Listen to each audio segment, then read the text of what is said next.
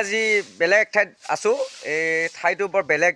মইনাহঁতে মানে বাবুহঁতে এটা ভেলাঘৰ বনাইছে। ভেলাঘৰটো মানে পৰিৱেশটো দেখাম বুলি ভাবছোঁ গাইছ। কেনেকুৱা হৈছে সিহঁতে বনোৱা ভেলাঘৰটো ক'বচোন বাৰু।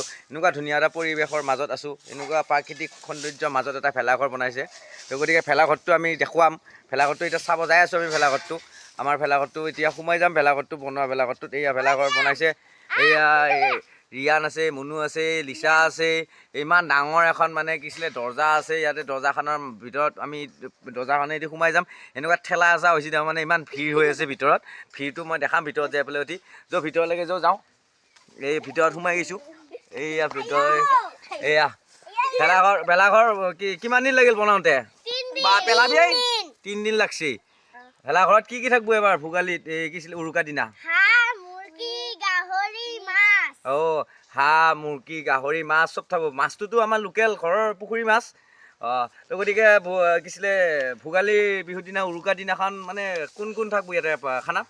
মই থাকিম। জিয়ান থাকবি, গোটেইকেইটা থাকবি না?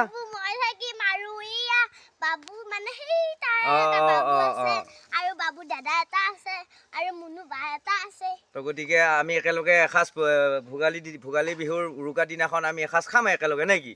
তো গতিকে মই বাহিৰৰ পৰা ভেলাঘৰটো দেখাই দিওঁ নে কি তোমালোকৰ? হা ইমান ধুনীয়া ভেলাঘৰ এটা বনাইছা। তো গতিকে এনেকুৱাকৈ বনাই যাই থাকিবি আৰু ডাঙৰ হ'লে ডাঙৰকৈ বনাবি নে কি? এতিয়া বৰ্তমান সৰুকৈ বনাইছা হয় নহয়? তো গতিকে মই বাহিৰৰ পৰা দেখাই দিম ইহঁতৰ ভেলাঘৰটো। এয়া বাহিৰৰ পৰা দেখাই দি আছোঁ ভেলাঘৰটো। গোটেই চাৰিওফালটো মই ভেলাঘৰটো দেখাই আছোঁ। এয়া ধুনীয়া এটা ভেলাঘৰ বনাইছে। এয়া ধুনীয়া এটা পৰিৱেশৰ মাজত এটা ভেলাঘৰ বনাই সম্পূৰ্ণ কৰিছে সিহঁতে।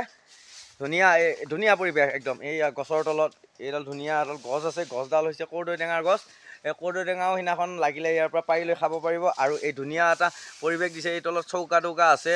আগতে বনোৱা খানা চানা হয়তো আগতে বনাই খোৱা গৈছে ইয়াতে।